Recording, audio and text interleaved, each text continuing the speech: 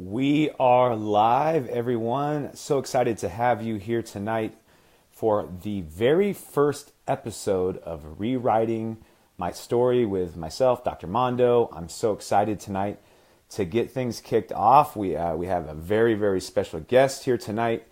He is no other than the film director and producer of Food Choices, and he's also going to be doing another film here in a little bit called The Yo-Yo Effect, which I'm really, really excited to have him on. So we're going to welcome Michal Siewierski, and he will be joining us here for the entirety of the night, which is going to be about an hour. So you'll have a chance to ask questions after I ask some questions of Michal about his transformation story. And you have a chance to basically come on. And right now, if you're watching, type in any questions that you have for us.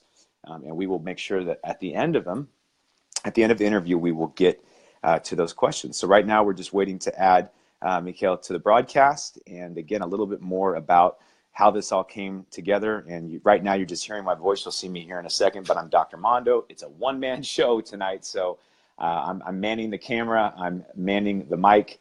I'm the host. And basically, the whole reason behind doing this podcast, or rather this Facebook Live telecast, is that we really, really have felt that there's a need to tell more people, stories, their health transformation stories, and tell not just the transformations that so many people are used to seeing, which is, what did you eat, went to lose weight, or, what was your before and after picture look like, but actually getting into the nuts and bolts of what is, beyond the transformation, the emotional side of the journey. And so what we're going to try to do each week is get folks on here who can give you a taste of that. And tonight we have the guest, the man of the hour, Michal Siewierski. So Michal, how are you doing tonight? Hey, Dr. Mondo, how are you? Great to be here. I'm doing great. Like I said, it's a one-man show, man. So if you see me, kind of like bumping around, fumbling, as you and I discussed, this is what the people want, man. They want the nitty-gritty, just the raw stuff. So that's what we're giving them here. But yeah, we're all set to go. How are you doing tonight, man? I'm great. Happy to be here, and really excited about your new show. It sounds great. Yeah. No, I'm really excited, and just the background on kind of getting this all started, and kind of why I strategically picked who I did to go in what order. I just think it's the season right now for a lot of people, as you know, to be thinking about their health transformations. I think if Netflix has data, which of course they do, I'd love to see how many people are watching health documentaries this month versus last month, right? When it was Christmas movies and holiday movies. So I think a lot of people right now are looking for inspiration. And when I thought about it, I thought, this is a show where we're going to talk about people's transformation stories. You've had a transformation story, but you also are on the other side of it too, in terms of the film and the production side, where you're an activist for people's health. And so who better to come on here than someone who actually has gone through a health transformation, but also someone who has, directed and starred in their very own film, which is Food Choices. It's on Netflix. Check it out. It's excellent if you haven't already. I just thought it made so much sense to put you on. So I'm so appreciative of you, taking time to be here tonight. Thank you. I appreciate it. We're trying to share it on all my pages here. So I know. You know what? There we go. Let's take a second, and I am going to share it on my pages too. Excellent. Yeah. So we can just share it kind of everywhere here tonight. Tell me this. Now you're in Chicago right now. So what time is it over there in Chicago? Is your daughter right in bed now, yet, or? Yeah. Well, my wife is in the process of putting her to bed right now. So it's you're missing bedtime, man. That's special time. Are you usually part of the bedtime routine? You guys read a story or anything like that? Yeah, we have our story routine, as I'm sure you do with your kids as well. Yeah, admittedly, my wife a lot of times is handling the majority of the bedtime routine. She calls me the fun dad. I'm usually, if I'm in the room, I'm riling him up too much because we like to wrestle and go crazy and throw baseballs and stuff. But yeah, no, we definitely have a bedtime routine. So I'm appreciative of you being here tonight, but also too taking away from your bedtime routine. So that's really cool that you're here tonight. Let me just share this on my page, on my timeline. Okay, Yeah, we're set. let me do that really quick as well. Let me Sure. see. And as we do that, again, what are you getting into here tonight? A lot of you are tuning in because you guys want to get your health started off on the right foot in 2018. 2018, new year, new me, right? I mean, that's the hashtag that so many people are sharing this week, and some mockingly so. But, right now, all of us, I think we are, I always say, let's use it to our advantage. People talk about January, New Year's resolutions, and everyone likes to bag on New Year's resolutions. I am of the belief, yes, that we should have these resolutions all the time. But I think at the same time, the reality is that, a lot of us like to, have fun in the holiday season, and then January rolls around and there's all this momentum around us to create some goals and some resolutions, or at least reflect on what we want to be intentional about. So that part of it, I'm all on board with. I think a lot of people right now are tuning in because they know that they want to make a health change. They've come to know that on this blog and on this Facebook page, what we do is we talk about more than just what the best, approach to eating or exercising is. We go deeper and we talk about your relationship with food. We talk about how to rewrite your story and use your weight loss transformation or your health transformation as a springboard to change your entire life. So what this show will be every week, Tuesday at 6 p.m. Pacific Standard Time, is a chance for you to hear inspirational stories, but also to not just hear like the highlight reel, to also get kind of some behind the scenes stuff and really hear, what was hard about your journey? What is still hard about your journey? So we'll really take an opportunity to kind of tell some of those untold stories. And I think still a lot of the untold stories is the emotional side of a health transformation. We don't hear enough about what it's like to have your friends and family react to your new changes and sometimes have resistance, or to be in a marriage or a relationship and get attention from the opposite sex. These are a lot of different topics that we don't touch. So I want to touch these every Tuesday night at 6 p.m. and that's what we will be doing. So I think we are set to go. Michal, do you hear a little bit of that feedback on coming through? I hear you okay. Do you hear me okay? Now I hear you good. Yeah, once you started talking, I hear you perfect. Awesome. I can hear you good. I think I shared it everywhere. So yeah, I think we're good to go, my friend. Cool.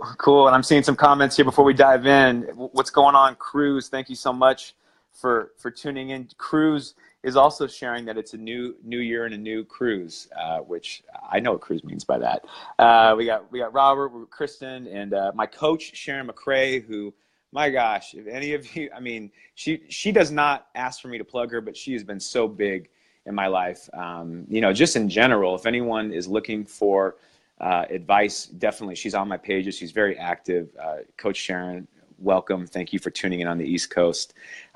People are trickling in, and I'm so excited to hear some of your comments. We're going to kind of just dive right into it, Michal. And I just wanted to, maybe start with this. Kind of give me a little bit of an overview of, tell everyone who you are and tell them kind of, what you're known for, which is producer, director stuff. And then we'll kind of transition and I'll ask you some more questions about your own transformation journey. So yeah, tell us more about what you do. You're a director, you're a producer, you've been nominated for Emmys. Yeah, tell us more about that. Sure. So yes, I've been involved in the video production scene for a long time, for over 15 years, and mostly TV commercials and commercial work. And for a while, that was kind of only my focus, but I felt this calling to do something more meaningful with my skills. And for a long time, I was looking for a topic for a documentary, and just coincided that I was going through my own health transformation by transitioning to a whole food plant-based diet. And that inspired me to take on the project of making a feature-length documentary, which turned into Food Choices. That was picked up by Netflix, and it's kind of all over the place right now. So that was a great journey, and but yeah, that was my first documentary, but I've been involved in the video production scene for a long time now. Awesome. Yeah, I was looking at just some of your bio and what you've done. You've been involved with political campaigns, right? was it Rahm Emanuel, and you even produced a spot for Barack Obama. So yeah, you've really you have a diversified portfolio. You just don't shoot video stuff, and like you said, commercials too. Yeah, so yeah, I've done a lot of political stuff. We're usually pretty busy in the political season, so Mm, I had the privilege to do a commercial for President Obama's campaign and for two campaigns for Mayor Rahm Emanuel wow. here in Chicago. So it's been an interesting journey for sure. But now I'm really trying to focus more in the documentary aspect because that's the most gratifying uh, part of the work and being able to help people by sharing meaningful information, information that can bring positive change to people's lives. It's really much more gratifying than working on TV commercials. Yeah, now we're going to get all the way into that. I'm so excited, but I also want to throw this out there at the top, which is you're also getting ready to release another documentary. I was saying to some of the folks that tuned in for the test run of the technology here tonight about the name of that film, which I think is just, it just grabs your attention, the yo-yo effect. So excited for that. Tell viewers too some more information about the yo-yo effect. What's it about, and when can we look forward to seeing that one? Yeah, so the Yo-Yo Effect is a film that's really focused on the weight loss aspect when it comes to our food choices, because that's something that I really wanted to have explored more in my first film, Food Choices, but you can only talk, you give so much information in 90 minutes, you know, it's really Hmm. condensed, and I wanted to tackle several different topics on my first film, but I realized that weight loss, it sounds simple, but it's simple and complex at the same time. And there's Yes. so much misleading information and confusion out there when it comes to weight loss, even in the plant-based world. Hmm. So I really wanted kind of to have a film that's just focused on that and bring some clarity to people and try to put an end to some of the confusion and misleading and conflicting information that's out there in regards to weight loss. Yeah, I can't wait. One of the things that, this is, you won't brag on you, but I'm going to brag on you because I've watched a lot of these documentaries. And just one thing, if you're unfamiliar with food choices, you haven't seen it yet, definitely go watch it tonight. I'm serious, watch it. It's so good. I just saw it for the third time today in preparation for this talk with Michal. But one of the things that I love about it is that some films or more information out there will kind of get criticized for not being pragmatic in its approach and how it takes a look at research and really kind of follows this linear path to deducing what truly is healthy, or what is the history behind things. And I think that there are a handful of films out there, including yours, Michal, and just the way that you approach it. And what I love about it is that in food choices you tell your story as you go through it. And again, I know that in this film you're going to be talking about weight loss. That's something that you have experienced yourself too. So maybe you could share more about your weight loss story. Were you the kid that we always say, like on this show? Like, did you grow up a little heavier, or did you struggle with your weight growing up, or was it something that later in life became more of a struggle? Well, what was your story with food and your weight? Sure. So I grew up in Brazil. Actually, I lived for many years there. So growing up, I was not overweight. I was actually pretty healthy, pretty fit, and it was not until I came to this country, the United States, about 16 years ago that Hmm. the weight started going up really fast, especially in the first years. Just working a lot and not really focusing on health much, and being younger and single and going out and partying and Yep. eating junk food. So all of that together, you know, made me gain weight really fast, and my health just sort of started plummeting. So I went from being healthy and relatively fit to being over 60 pounds overweight Mm. and starting to have relatively serious health problems in less than 3 years, I would say. What kind of, yeah, what kind, if you don't mind elaborating, what kind of health problems started to come up? Sure. So, I mean, aside from being overweight and having to buy new sizes of pants Yeah. every few months, I went for a regular checkup at my doctor and found out that I was a borderline type 2 diabetic, had Oh high my. cholesterol and high blood pressure, and That must have I been a could feel shock that for you. Yeah. it was I was my early 30s back then, and Mm. I knew there was something wrong, but I didn't expect to have so many things going wrong at the same time. Mm-hmm. So it was a little bit of a shock, but it was at the same time a good eye opener. So that made me realize that, hey, I have to do something Yeah. fast, otherwise I'm really going on a downward spiral that's not looking really good. Mm. The future was not looking really bright for me in that sense. So that led me to start trying different diets, and I tried them all, A to Z, you name it, Atkins and South Beach Yep. and paleo, keto. I mean, I tried them all. And, the truth is, I mean, a lot of those diets, they work when it comes to losing weight. You lose the weight, Mm-hmm. and some of them relatively fast. But the moment you stop the diet and you go back to your previously unhealthy diet, the weight comes right back, and Yeah. often with a vengeance. Yes. And the health problems don't go away. In Yes. fact, my health problems became worse. So Really? that They was they kind of my became they journey. be they became worse?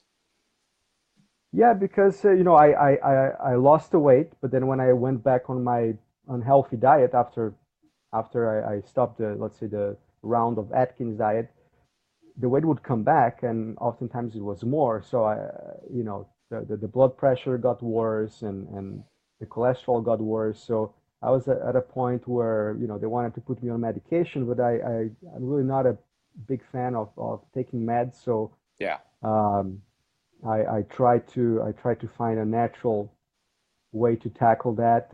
Another thing that I was dealing also at the time I did not make the connection, but I was suffering from anxiety, which Mm. was kind of a big burden Yeah. How did in my you, life. was it something that you recognized like looking back that, yeah, what kind, like, was it just like general anxiety, like you were worrying a lot about different things, or would you actually get panic and stuff like that?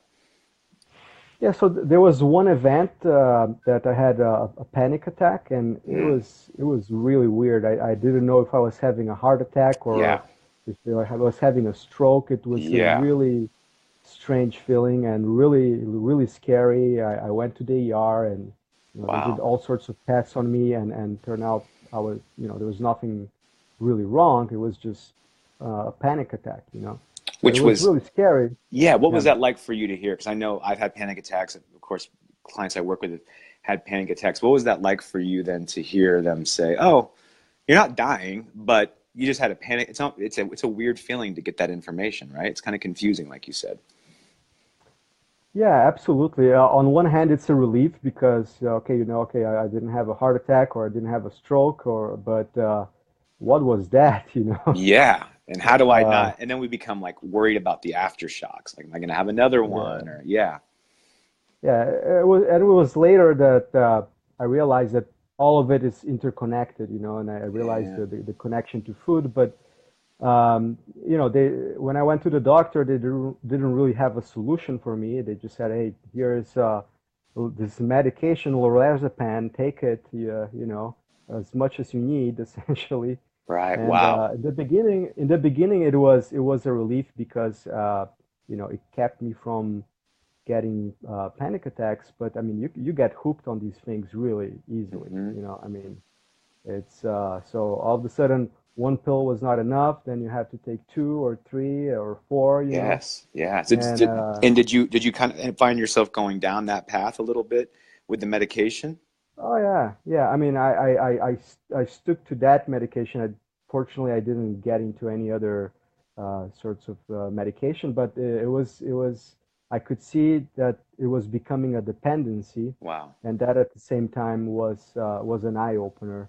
Yeah. I was lucky that around the same time, that's when I started dating my wife, and she was sort Mm. of a big influence in she was always kind of a health nut, and she helped me sort of find different holistic ways to cope with my anxiety through meditation and acupuncture and Wow. herbs, Wow. herbalism and things like that. So that helped quite a bit. Hmm. And through that, that's also how I stumbled upon information about a whole food plant-based diet, and Hmm. I end up watching documentaries and reading books and read the China study, and that sort of set took me down that path, and I started implementing plant-based diets. Initially, just a vegan diet, and saw the benefits, really fast. And I mean, in about 12 months' time, I lost over 50 pounds, and Wow. all my blood work came back normal when I checked it again. And the anxiety, I mean, it was gone. I mean, I cannot attribute the anxiety relief just to diet, but it played an immense role. That's amazing. And Yeah, I think that's, again, there's so many people I know that are listening. And if you are and you're listening and you have questions or anything that you're hearing us talk about, feel free to type in. But I know there's people out there, and I'm one of them, that can really relate to your story, dealing with panic attacks, dealing with anxiety.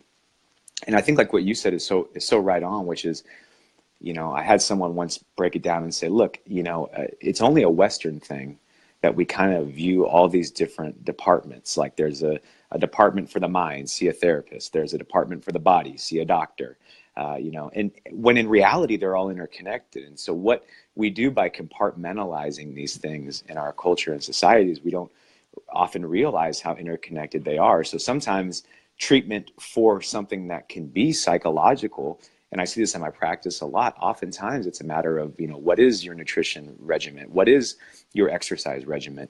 And simply making tweaks to the physical can have impact into the psychological. So it sounds like you really saw that with your transformation.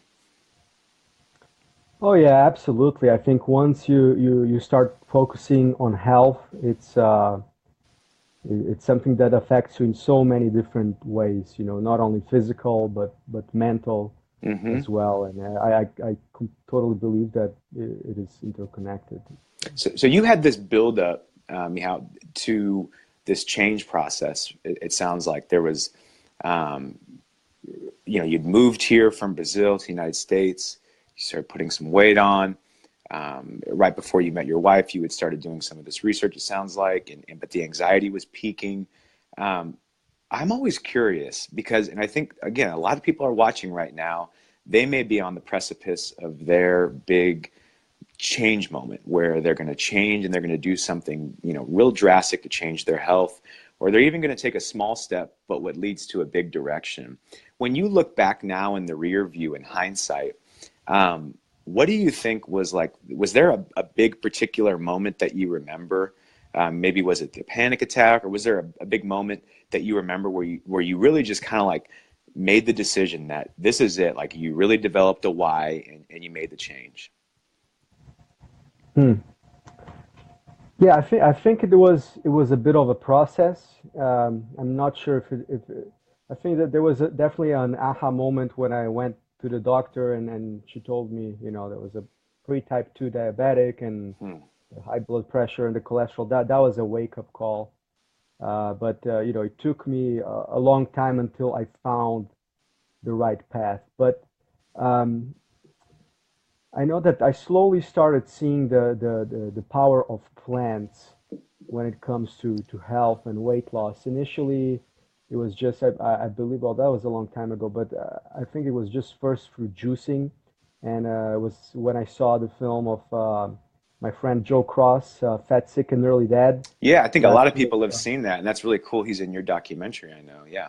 yeah, yeah, he's a really cool guy, and then I was really glad to be able to interview him. And later on, we became friends, and he's a So really cool. good guy, great inspiration.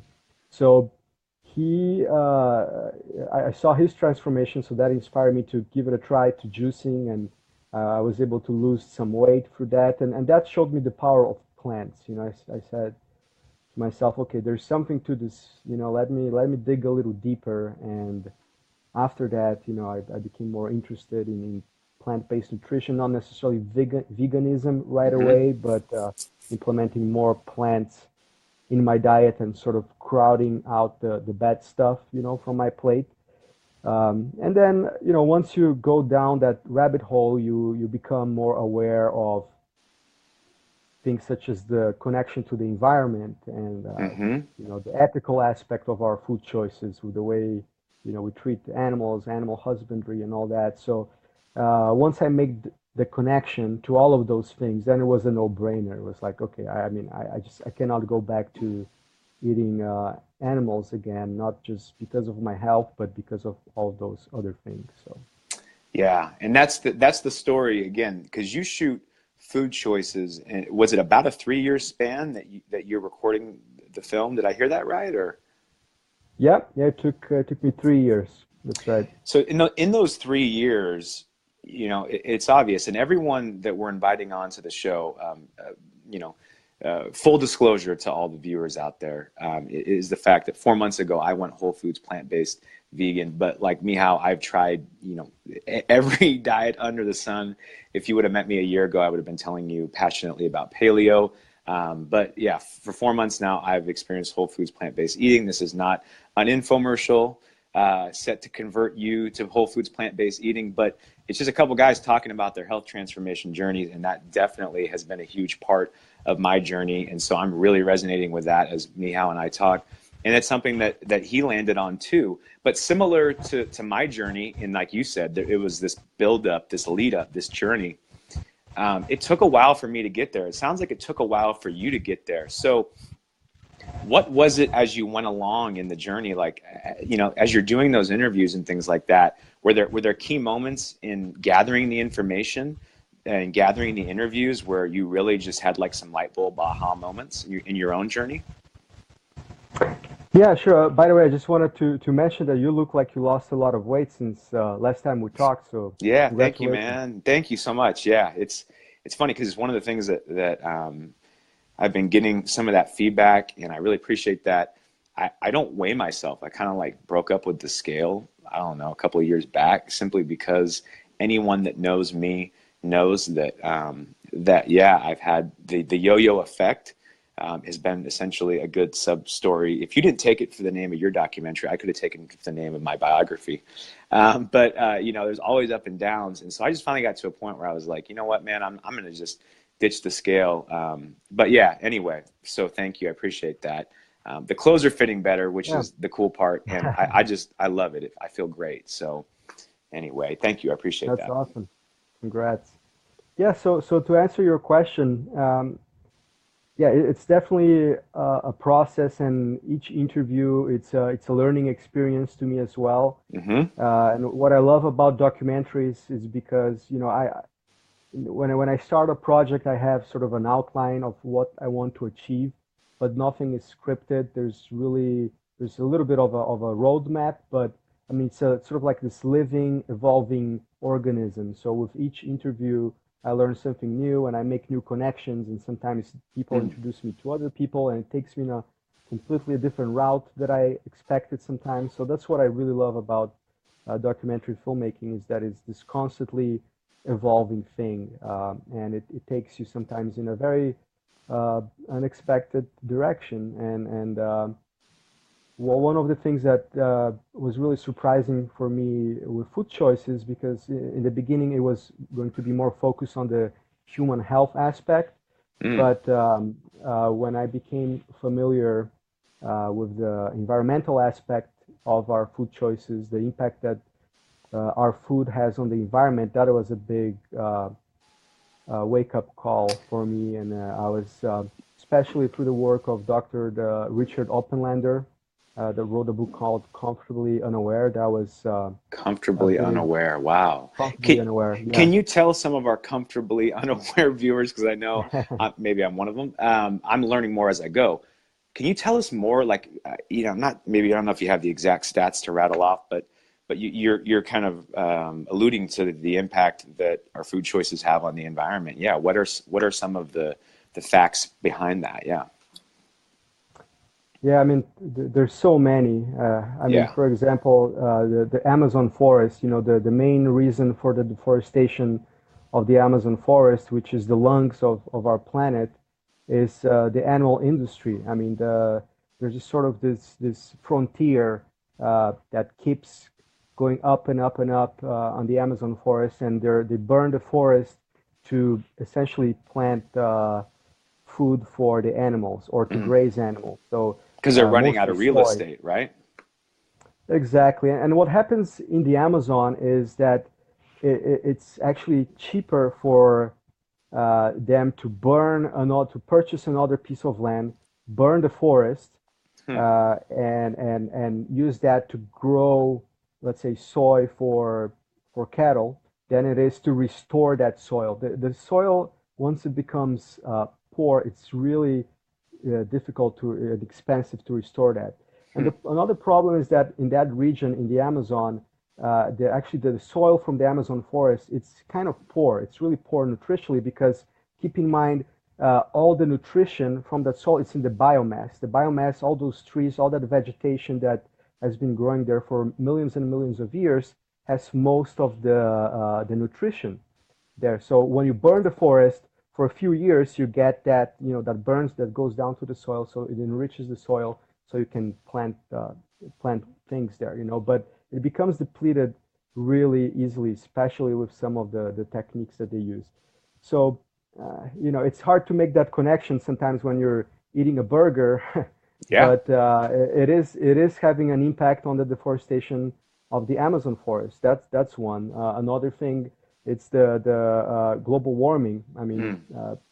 a lot of people don't realize, but one of the emissions, the especially carbon dioxide and methane gas um, emissions from the animals, it has a bigger impact on global warming that all of the transportation in the world combined. So Yeah. it's really big. And then you have Amazing. pollution, of course, and the depletion of our natural resources such as fresh water. Hmm. I mean, the amount of water required to not only to for the animals because they consume a lot of water, but also the water to grow the plants that feed the animals. I mean, it's ridiculously high. So yeah, the list goes on and on. So it's a really big impact. Yeah, and if we don't change courses, if we don't make different food choices in lieu of this information, what's the path that we're on right now? I mean, what are they painting the path that we're going to be headed towards? Yeah, it's not looking good. We're supposed to be 10 billion people in I believe it's in about a decade. So once we reach that, I mean, the world is becoming more and more populated, and the natural resources are not really increasing. So it's not a pretty picture. The thing is that we have enough land to to feed 8 to 10 billion people. We have enough food. The problem is that we're using those resources to feed animals instead of feeding people. Mm. So we have to shift our agricultural system from. I mean, people don't realize, but 70% of the agriculture in the United States, 70% of the crops in the United States are used to feed animals and not people. So Wow. if we make that shift, then we won't have a problem with hunger in the world. Wow. So So the resources are there, but and this is what you've learned in your journey. I mean, again, you didn't set out wanting to make a film about, Whole Foods plant-based activism. It's just the way I felt when I watched the film, I really related to it in the sense that you had just recently had a daughter, you were considering your own health and realizing it wasn't in the best place that it could be. And you wanted to find what made the most sense, and it led you down this path of realizing, what would be the best for your own health. But now you're getting into something which is bigger than us. And it's interesting because in my research, I find people who are successful long term with, weight loss or weight maintenance is that they're making it bigger than just them, right? And so I think there has to be some sort of, bigger than ourselves that we look at. It can't just be about our own health. It has to be about how our health will impact others. And I've always thought about that in terms of how it affects our families, right? If we're around longer for our kids, that's a plus, that's a benefit. If we're around longer, we can live out our legacies. But what you're bringing up here too is, I think, really important is that, maybe a key factor is we need to look at, what are the choices that we're making and how can we take pride in our health, but also towards, really reversing the course of disaster that we're currently on and seeing as a result of our food choices. Yeah, absolutely. I like a line that Dr. Dean Ornish says, it's what's meaningful, it's sustainable. So if it's something Mm, that's meaningful for you, let's say you care, because you have to ask yourself, going back to weight loss, why Dr. Dean Ornish asks this is why do you want to lose weight? Is yeah. it to just to be healthy or to look better or to be able to dance with your daughter at her wedding or her Mm, graduation? So you have to find what's meaningful to you, and that will help you sustain and achieve your goals. So absolutely, and with the plant-based lifestyle, what's cool about it is that there's so many things that make it meaningful, for a lot of people. For some people, it's just the ethical aspect of food choices. It's caring about the animals. For some people, is the environment. For others, is just losing weight or becoming healthier. And for others, is all of those things combined. But mm. yeah, there's a lot of, that's what the beauty about the plant-based diet is, that there's so many things that make it meaningful, and by making it meaningful, it makes it sustainable. Yeah, absolutely. I love that it's interesting.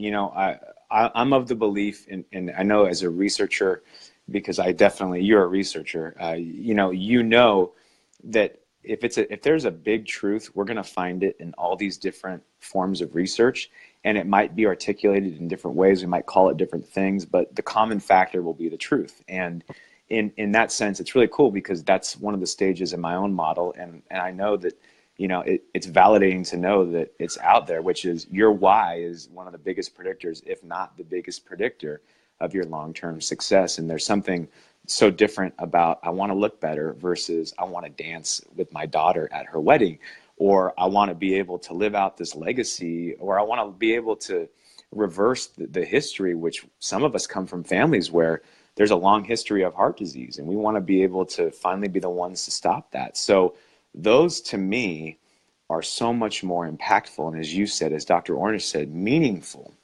And they create such better sustained long-term change than some of these short-term things. And I think for some of our listeners out there right now, I always tell people, if you want to look better and you want to feel better, there's nothing wrong with that. But the research just says you have to actually go a little bit deeper in order to be successful. So, we all want to look better and feel better, but what's beyond that? And I think that's really important because, again, that's what's going to determine your long-term success.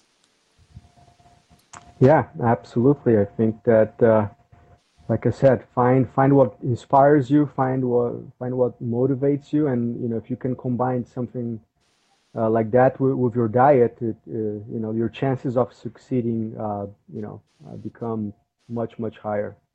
Yeah, and to that whole point, as I'm thinking about you and your evolution, again, here's a guy that didn't start out with the desire. I mean, like, did you always know you wanted to be a health activist, or that came with the process, right?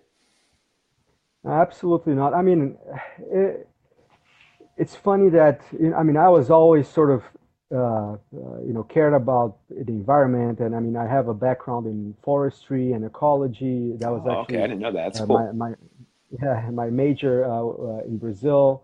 I studied at the university in Brasilia. So I always cared about the environment, but at the same time, and at the time I did not make the connection. I think uh, most people in our generation did not make that connection I agree. Yeah. between food and the environment. So even though I care about the environment, and I was a little bit of an activist, if you will, I never made that connection to food. And I think Hmm. still a lot of people do, and a lot of environmental organizations don't make the connection, or just blindly ignore that. Like, that was really greatly featured on the documentary Cowspiracy. Yes. Uh, so yeah, it's yeah, a lot of people, they call themselves environmentalists, but they don't realize that they can be even better environmentalists if they pay attention to what they're putting on their plates.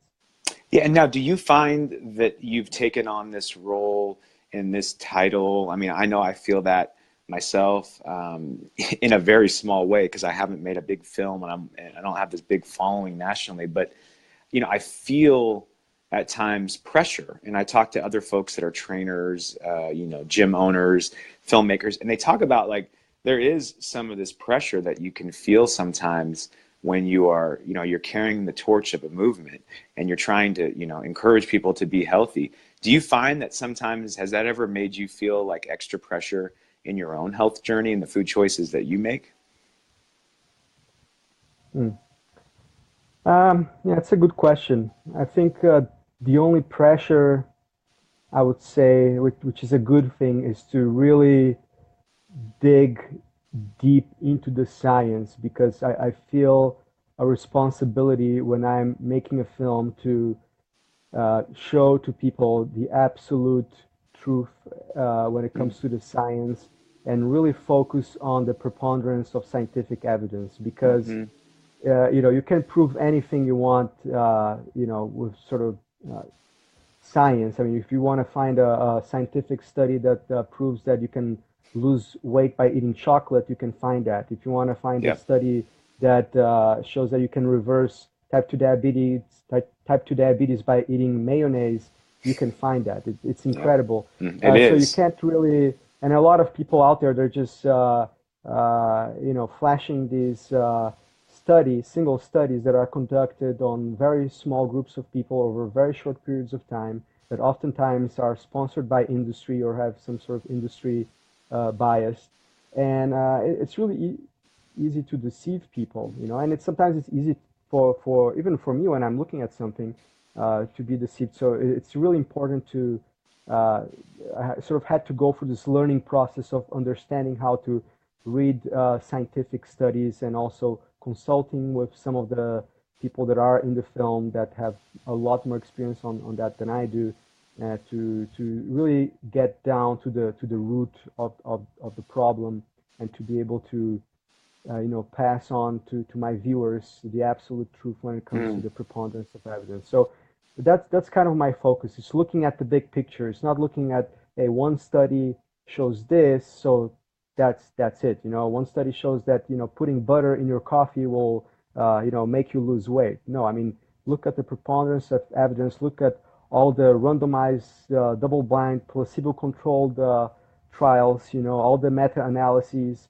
of hundreds or thousands of studies, or studies done over 10, 20 years on 20,000, 50,000, 100,000 people. That's when you can draw some conclusions, not by some, paleo or ketogenic studies that, some of those so-called experts like to flash to their audiences, that are studies that are usually done, like, again, short periods of time and very small groups of people. So I think that was kind of going back to your question.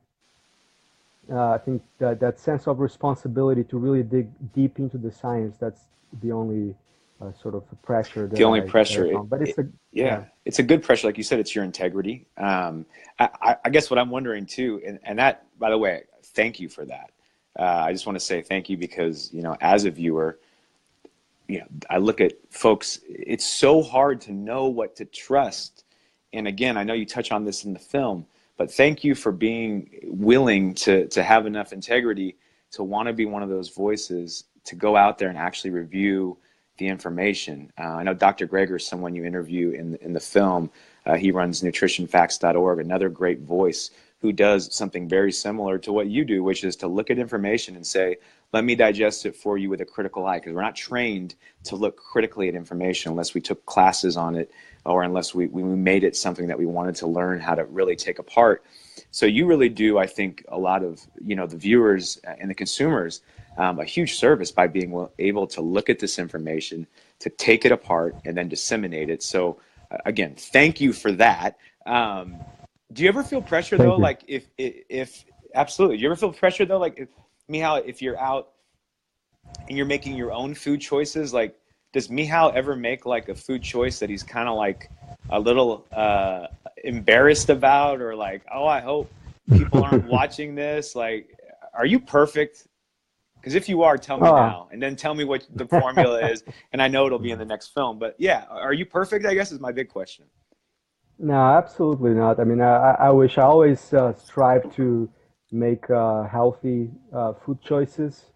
And I try to eat as much of a whole food, plant-based diet as I can. But I mean, every now and then, I mean, I'll have a vegan pizza or I'll have a veggie burger, you know, or I'll indulge in some vegan sweets and things like that. But I think it's really by focusing on having the majority of your food come from whole plant foods, unprocessed, closest to their natural state. Hmm. That's where the health benefits are.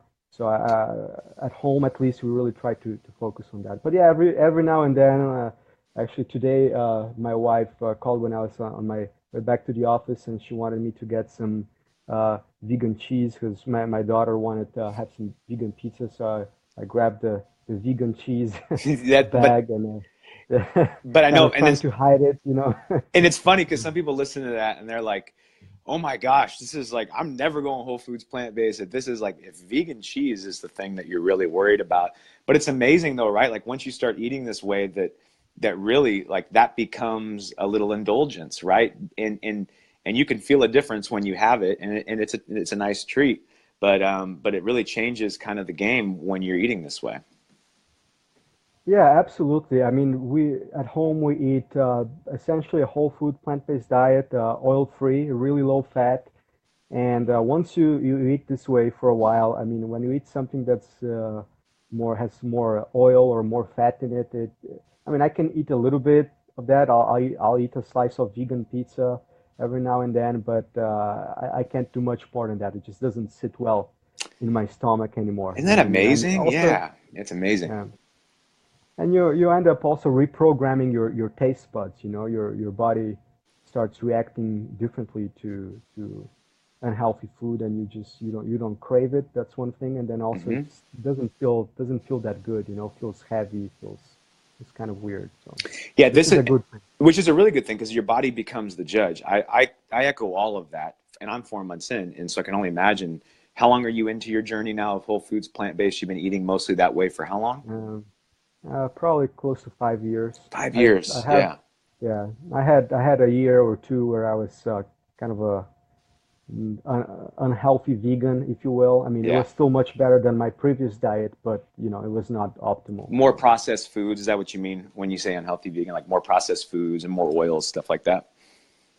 yeah, so I mean that's a journey that I mean a lot of people that become vegan in the beginning, you know, you go sort of through that transition period. So you're trying to find a lot of the replacements, the meat replacements, and the Hmm.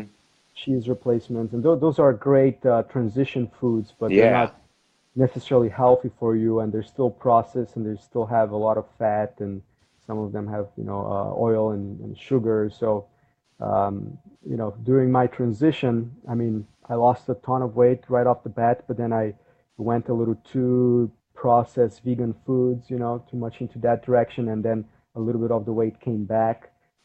But then, after I became more aware of things, concepts like calorie density, which is extremely important, and we tackle that. We talk about that in the yo-yo effect. Oh, awesome. That's Awesome. when you start paying attention to that, that's where really that helped me lose more weight and keep it off, So oil, it's another thing that we really got to be careful. It's so easy to gain weight by, adding oil to our food. So It's staying away from amazing. oil, it's, It's it's, it's a amazing. really good And thing. like you said, let the body be the judge. One of the cool things too, is your body really tells you when you allow it to, what is good for you and what's not so good for you. And really one of the things, and you could help me kind of, untangle some of this I'm still trying to wrap my head around it. I'm going to have Chef AJ on next week, and I know that she has recently she's interviewed some folks on her show, the Ultimate Weight Loss show, which is great. Yeah, she's And great. yeah, she's awesome, and she talked about the concept of that I think Dr. Doug Lisle had mentioned, which is there's no such thing as emotional eating. And my first reaction was to be up in arms about that because we talk so much about emotional eating here, on my blog, and so much of my work is based around it. But I'll tell you, one of the things, and I want to get your thoughts on this, but one of the things that I've found is that I still believe, and I'll talk with Chef AJ next week about that. I still believe there's a component to emotional triggers, like if we're having a stressful or an anxious day, or a sad day, a lonely day, or a really exciting celebratory day, that we can train our brain to associate high fat, high sugar, high oil, high caloric density foods with those feelings as a way to regulate our emotions. So I believe that really is real. But I think what the larger point that Dr. Lisle and Chef AJ are getting at, and I want to hear your take on this, but it seems like when you do go whole foods plant-based, and again, this is not a show where we're trying to indoctrinate everyone on that, but I mean, it's naturally what comes up because that's what you have found in your journey, and I'm finding it too. When you go whole foods plant-based, it seems like there is less emotion around your food choices. And I wonder if that's just because, and you've talked to the doctors, if that's because your brain now all of a sudden doesn't have those, or your body doesn't have those chemicals, those additives. It almost becomes, as Dr. Lisle and Dr. Goldhammer talk about in the pleasure trap, it allows the brain to no longer be caught in the pleasure trap. So I'm wondering, like, is that something you found in your research or in your own life? Just the fact that it's easier not to be an emotional eater if you're eating whole foods plant-based? Oh, absolutely, absolutely, and it's the emotional part. Sometimes it's not just because of our emotions. There are addictive components in Mm, food that keep us addicted. say There's that. Yeah. yeah.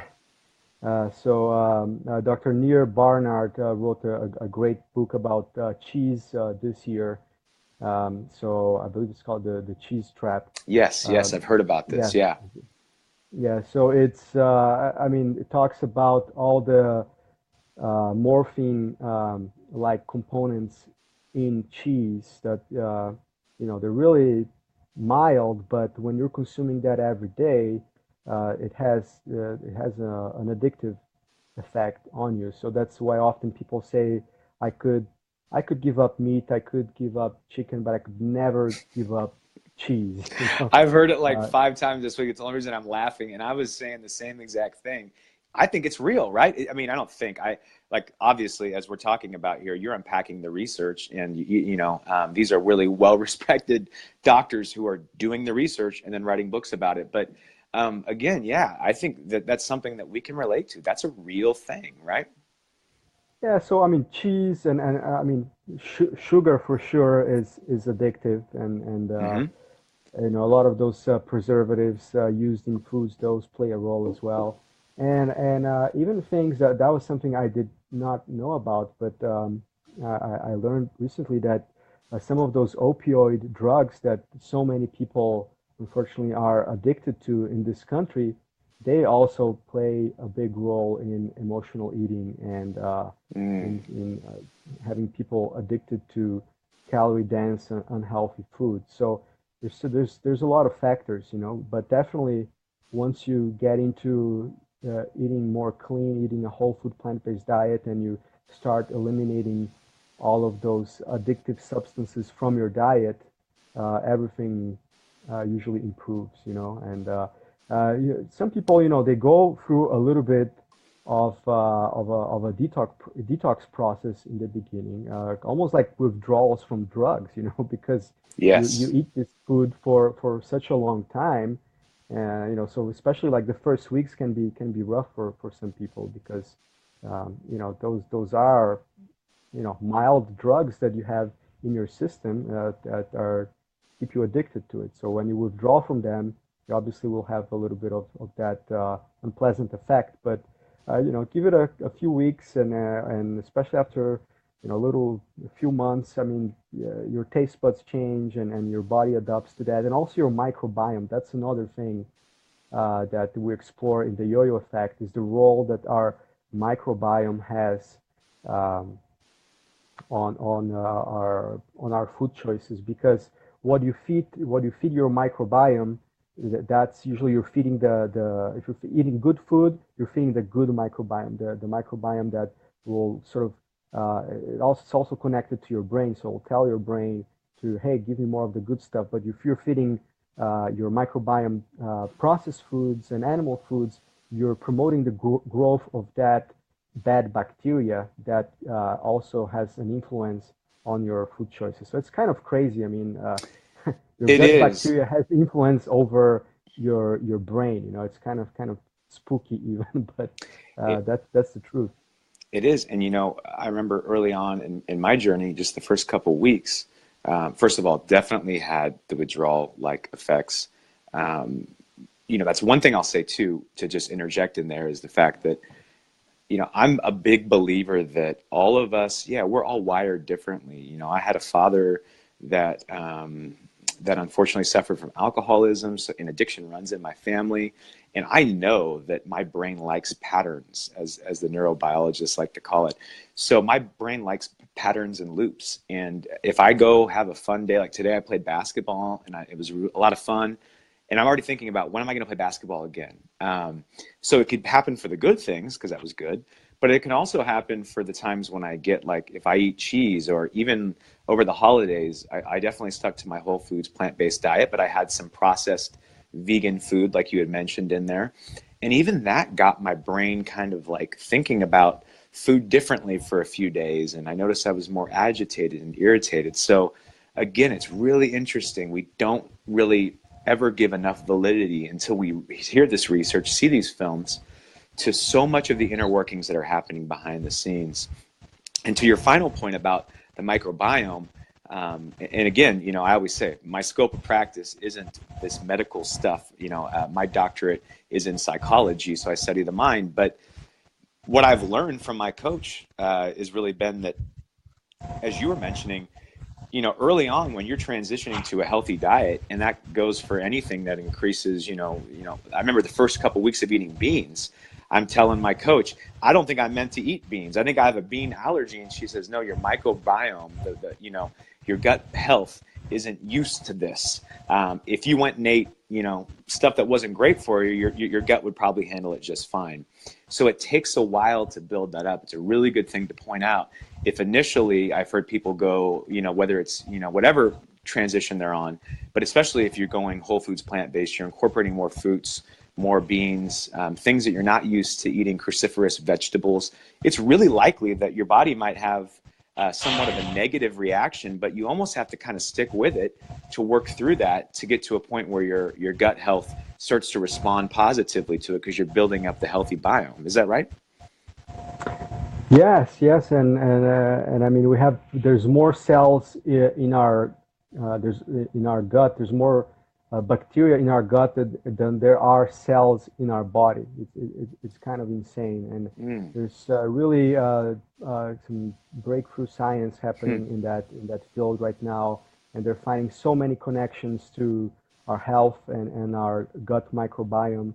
So that's So fascinating. some researchers say that that's going to revolutionize a lot of things in Yeah. medicine. I mean, there's one thing that I didn't know, is that there's neurons in our gut Mhm. lining. So uh, there's this connection to our thoughts and our brain, and it's fascinating. So our food choices go beyond just losing weight and being able to fit in skinny jeans and things like that. So much. uh, you know yeah, it goes really deep, so It it's important does. that we pay attention to that. Yeah, yeah. And again, here's my philosophy. My wife knows this about me. I'm the type of guy that if there's some work to be done around the house, I'm sorry, but I'm like, who's the expert? Let me and if you are an expert, I trust you. I am hiring you. Come on in, do the work. Sure, we could do it ourselves, but that's a lot of time. And I don't know if I'm as much of an expert as the next person. So what I like to say is find the people that are experts. And if you guys have not, are just tuning in now, Michal is definitely an expert. Watch his film, Food Choices.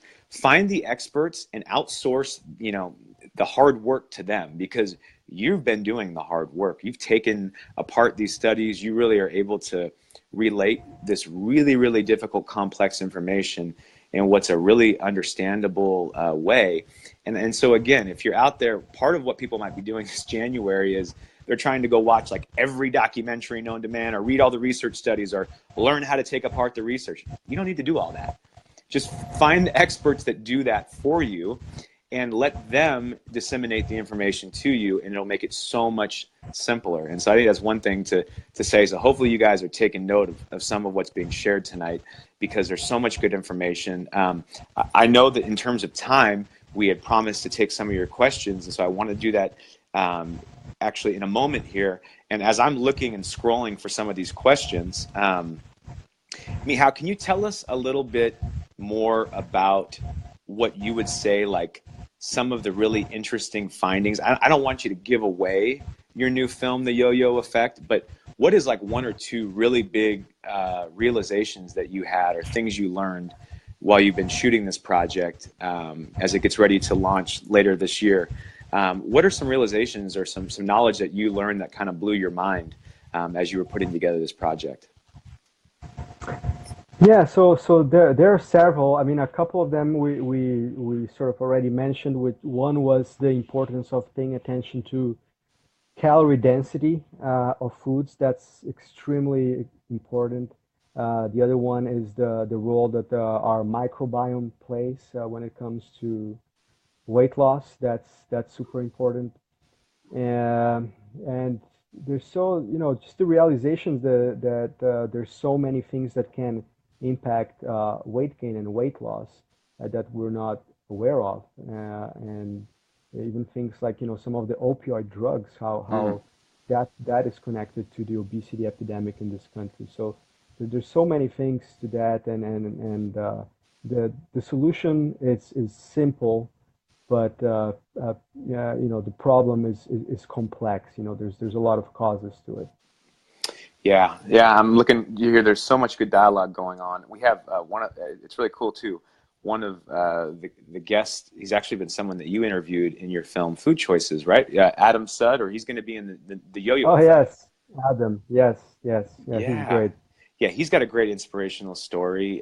He's lost a lot of weight, and I just learned this. I didn't realize this at first, but he has a brother, right? I don't know if it's a twin brother, or he has a brother that also went through a It's a transformation.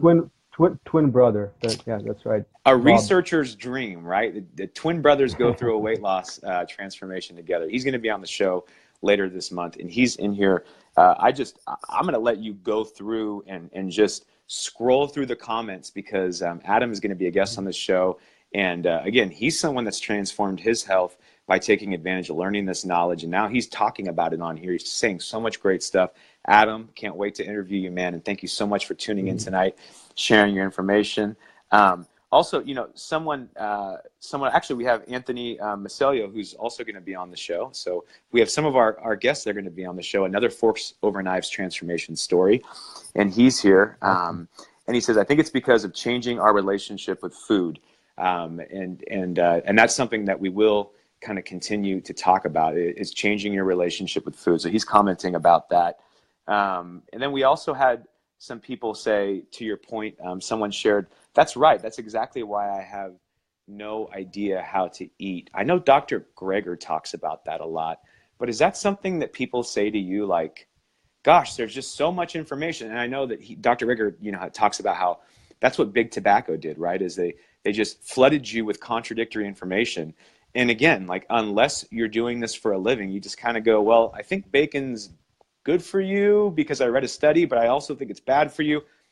It's almost this paralysis of analysis that so many of us go through because we find all this contradictory information. Do you hear that a lot from people, that there's just this confusion of all this contradictory information?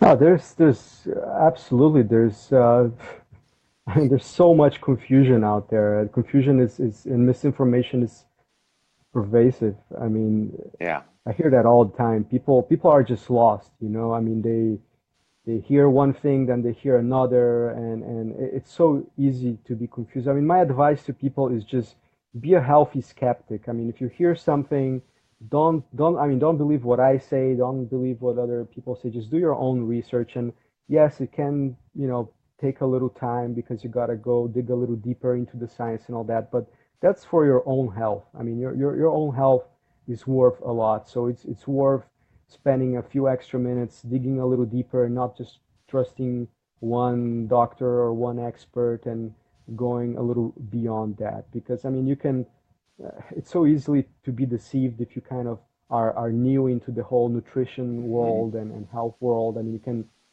read a book like there's that new book called The Plant Paradox, which is, I mean, it just really makes me really upset. I mean, Yeah, it's a frustrating. guy, yeah, it's really frustrating. The guy talks about how lectins and beans and how you can solve all your problems if you don't eat beans. I mean, it's so ridiculous, and it's really not based on science, and it's really upsetting. And then what's most upsetting about it is that people are buying these books and they believe it, and because a lot of these books they say what Dr.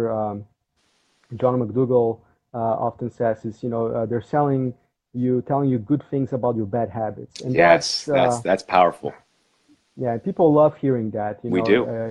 Eating butter, putting butter in your coffee, or eating Yeah, fat every day, and eating tons of meats and meat and bacon and dairy.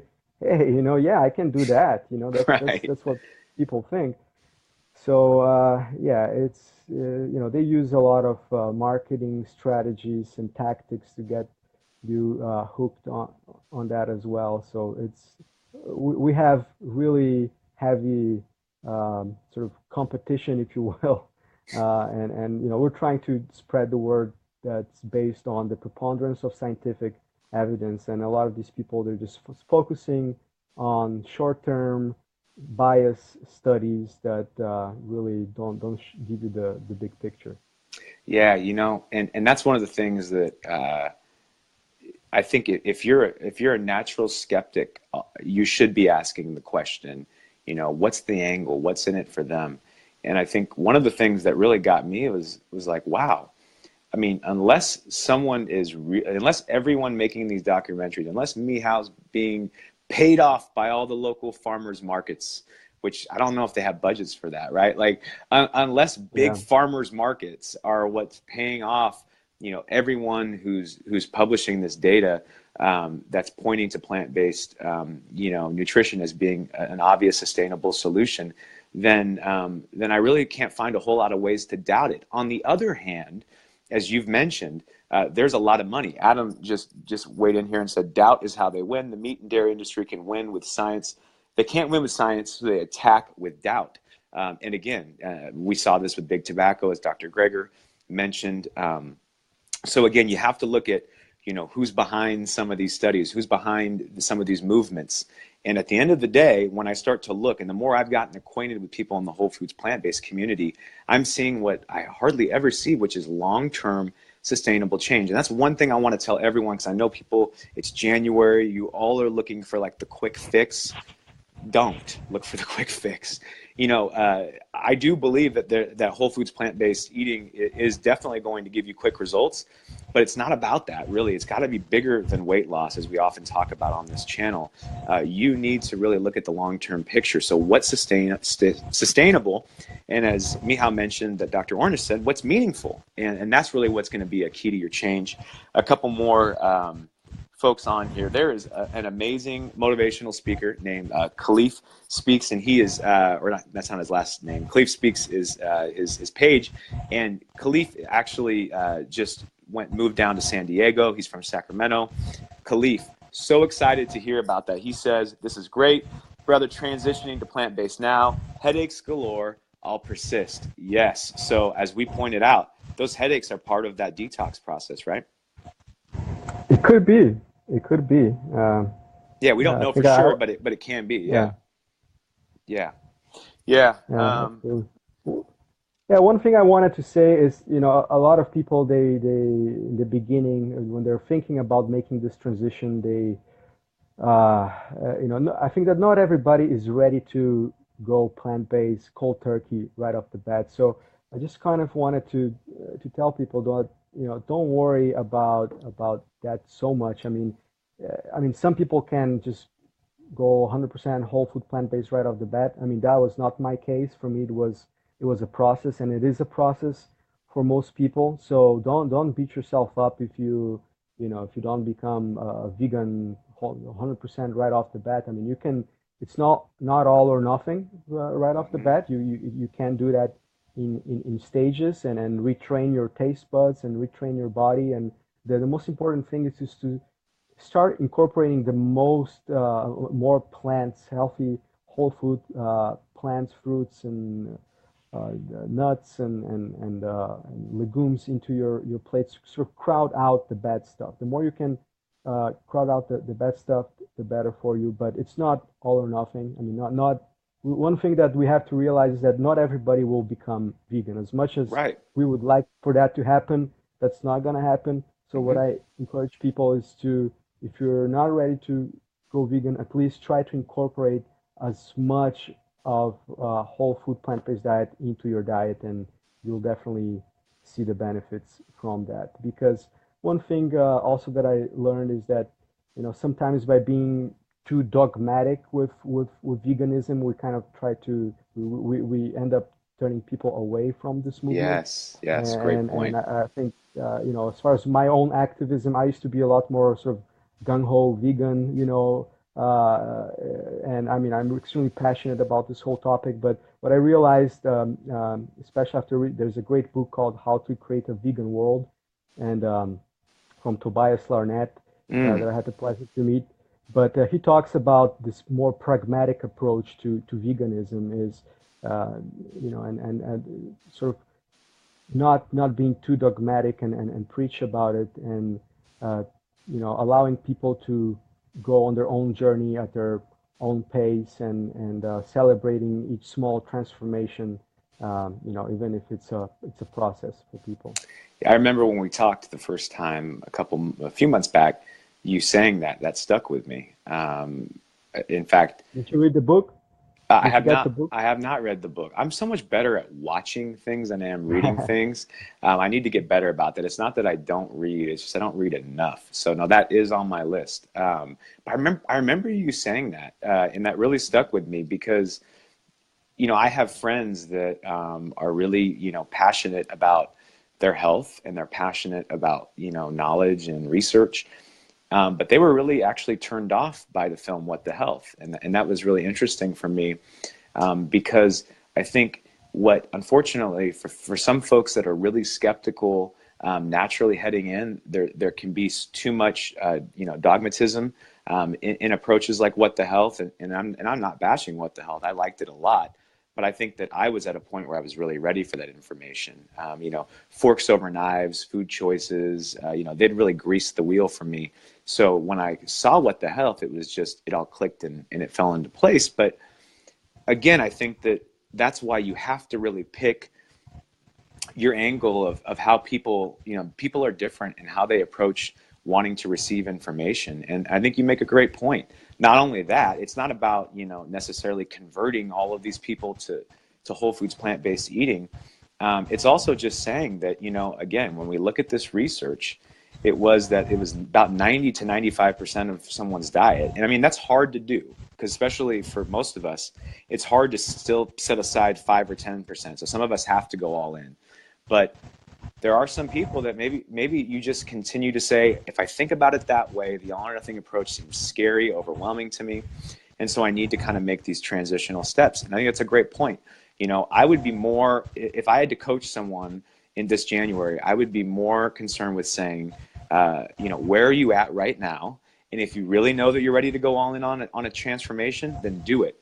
Take advantage of the opportunity and the momentum. But if you're not, don't force yourself there. As you said, make steps and be open minded. You may not ever fully get all into something, and that's not bad at all. that could still be hugely beneficial to your overall health, long term, the environment, all those things.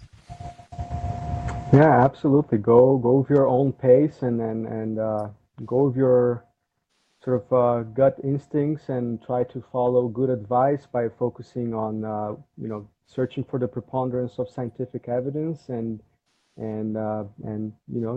just go with your own path and but try to stick to good science, to good information, and take steps into that direction. And I think that's the key to success. Yeah. And Adam chimed in again and said, "Be the change you want to see in the world. If others want it, they will come to you." That's so applicable for the things that we are passionate about, right? You have to really live it and walk it. And then people will go, "What are you doing? What are you up to?" As opposed to beating them over the head. And I am guilty of beating people over the head. And I really don't try to. It's just I get so darn passionate. So I don't know. I'm gonna have to take a page out of your book on that one because I'm learning. Because my initial thing, like a few months in, is I want to tell everyone about it. This is so amazing. This is transforming my life, and especially in the work I do too, because have always classified myself as an emotional eater, and I'm losing that label the more that I eat whole foods plant-based because I don't crave that stuff anymore. I can sit in front of a pizza, I can sit in front of burgers, and I just don't even crave that stuff anymore. And that is nuts to me. I recently had a friend in town who was in town from Atlanta, and I took him to like the best Southern food restaurant here in town. And, he got down on some mac and cheese and some fried chicken with some of my other friends. And I was just happy eating my kale. And that is something that I would have thought that if I would have done that, first of all, it would have been the highest odds in the world. There's no way I would have been able to do it. But on top of that, I thought it would have taken so much willpower. And what's amazing is that it didn't take any willpower. It was just, as your film title says, it was a food choice. I knew what that food was going to do to me. And when you detox from it, you really don't want it as much. So the food might be powerful now, but when you detox from it, it doesn't have as much power over you. And that's something I think it's really important for viewers to hear. Yeah, absolutely. And going back to what you said earlier, leading by example, inspiring others by what you're doing in your own life. I think that's so important. I mean, I don't, when I meet with someone that I just met, I mean, I don't, preach them about, or even, old friends. I used to be a lot more preachy than I am right now, but right now it's just, leading by example. People get curious, why you, and how did you lose all the weight? And, how did you overcome this problem and that problem? And they become curious. And that's when that's a good moment to share the information with people. But wait for teachable moments. I think that's kind of the key. Yeah, I think that's a good lesson for anything that we're passionate about. It's applicable. So yeah, that's great. I'm looking here to see. Yep. Khalif nailed it. See, Khalif's from Sacramento, so he knows. I took him to South. There's this restaurant called South here in Sacramento, and it was so bad, Michal, that they gave like their most loyal customers a key to the back apartment, and I love this restaurant. So I had like a key to the back apartment to like go get special tables and service and stuff. And so now, like I remember when I transitioned to eating this way, I'm like, what am I going to do? I'm no longer going to be able to go to South, but they do serve steamed kale. So just in case you're wondering, you still can go to South. It's just a little bit of a different menu options than what you're used to there. But anyway, yeah. So Yeah. yeah, is there anything else that we haven't touched on tonight that you wanted to touch on? Any advice you have for people that are right now tuning in because it's January 2nd and they're like in panic and they're in need of some good inspiration or some good advice? You said so many amazing things, but is there anything else that you want to say to the people tuning in right now that are really thinking about making a change? Or there's some people listening that are discouraged about making a change because they've been here before, and I'm one of those people. Maybe you have been too. What do you want to say to some of those folks that are watching tonight that might be considering making their own health transformation? Yeah, first of all, I would say it's find your why. It's why do you want to change? Do you want to change? Is it because of your health? Is it because, you're overweight and you want to lose weight? And why do you want to make that change? Find your why first, because that Yeah. will inspire you through your journey. Mm. When it comes to health and weight, try to focus on health, because the weight loss will come as a result. So oftentimes when people try to focus on weight loss, that's when it becomes problematic. Yes. When you focus on health, you know, weight loss will just be a side effect from that. So forget about weight loss, forget about the scale. Like how you said in the beginning, you threw your scale away. Don't worry about that. Focus on health. And a good way to do that is by incorporating as many whole plant foods into your diet as much as possible. If you can go 100%, great. You'll see the fastest results that way. At least from my experience, that's what I find. Mhm. If not, try to incorporate that as much as you can, and you'll definitely see some benefits. Yeah, 100%. I'll tell you what, it's amazing because I imagine, yeah, I don't know if you've got a chance to read much of my stuff. I have an 8-stage model of change. I got a program on my website, drmondo.org. But you just outlined a lot of what we talk about in there, right? Like, which is one of the initial stages is know what's your why, and really helping people to identify what is your why. We got to get beyond just I want to look better, right? So again, that's such great advice. And again, just everything that you've mentioned here tonight has been about sustainable long-term change. The reason that New Year's resolutions, as we sit here in January, get such a bad rap is because a lot of times people ditch them. Most of the research says they ditch them by February. So if you think about short-term gains, like with the scale or things like that, it's not going to be sustainable long term. So I really encourage you to do what Michal said here tonight and really look at this from a long-term perspective. And if you want to make a change, it's not the size of the step that you take, but it's the direction that counts. And so really be conscious about what direction am I headed in. And if you're ready to make a leap, then man, get a running start and take a leap. But if you feel like you're just going to inch your way there, and you know that by inching your way there, that in February and March you'll stick with this and you'll let momentum take over that way, by all means, go that method. But you have to really be honest with yourself and where you're at. So again, Michal, I don't know. It's like after a first date. How was this for you?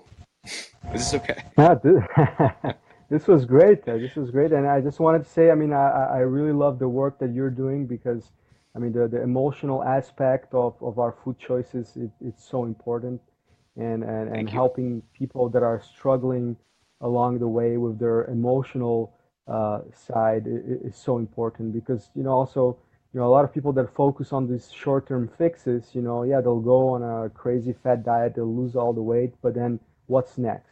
And a lot of people end up on this trap, or this mental trap as well. And I think that the Yeah. work that therapists, such as yourself, do is extremely important to support that people with the aspect from psychological point of view. But at the same time, now that you are also on this path, you can also help them by spreading the information about what is a healthy diet. So those two go hand in hand. So I mean, I They think do. your patients are really lucky, and we need more people like yourself in this country and all around the world doing the work you Ah, do.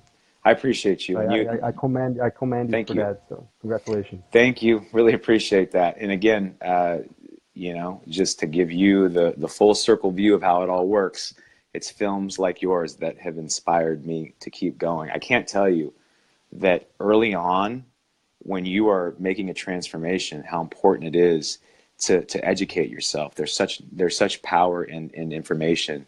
And so again, thank you for your film. Thank you for your time tonight. We're just getting this Thank started. you. You're the inaugural guest. So I appreciate it. yeah, It's an yeah, it's, honor. it's it's really cool to have you here. And yeah, I'm such an honor, and hopefully we'll get a chance when you come out to Sacramento to connect a little bit. And yeah, and I'd love to stay in touch with you about the film Yo-Yo Effect. And we definitely want to continue to get the information out there about that film, because that's going to be amazing. Absolutely, absolutely. And we'll keep in touch, and I look forward to seeing you in Sacramento in a few months. That sounds great. Well, everyone, I want to thank you again for tuning in to the very first episode of Rewriting Your Story with Dr. Mondo. Last week we had a special holiday edition with John Thomas Allaire, who shared about his amazing transformation story. This was the first week of launching the show, though, and I'm so excited about how it got started off here tonight with Michal Siewierski. And again, go watch this film, Food Choices. I know you got Netflix. Go watch Netflix and go watch this film. It's amazing. Watch it tonight, and then if you can, come back here and let us know what some of your thoughts are. Stay tuned. Go to the page Yo-Yo Effect. I'll link it down below, but make sure that you follow along on the page Yo-Yo Effect. Watch the trailer. The trailer's already out. It's amazing. And be plugged in, because that film is going to be another one of those big inspirational pieces that we can use in our journey. So again, thank you guys for tuning in tonight. We will be back again next week at 6 p.m. Pacific Standard Time. We'll be back with Chef AJ. And if you don't know Chef AJ, go research her. She is everywhere. She is amazing. Michal, have you had a chance to interview Chef AJ?